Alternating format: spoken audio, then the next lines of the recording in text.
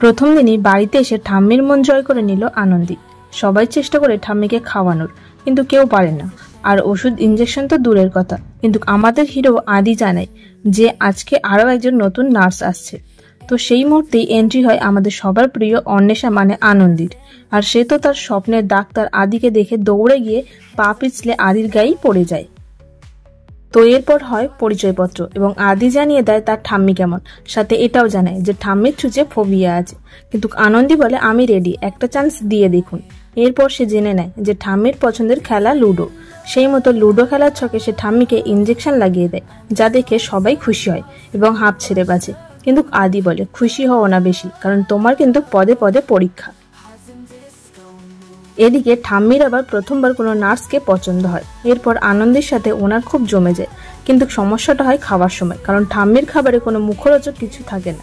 অথচ আনন্দে নিয়ে এসেছে লুচি, যেটা দেখে ঠাম্মি ওটা খেতে চায় এবং আনন্দীও না করতে পারে না।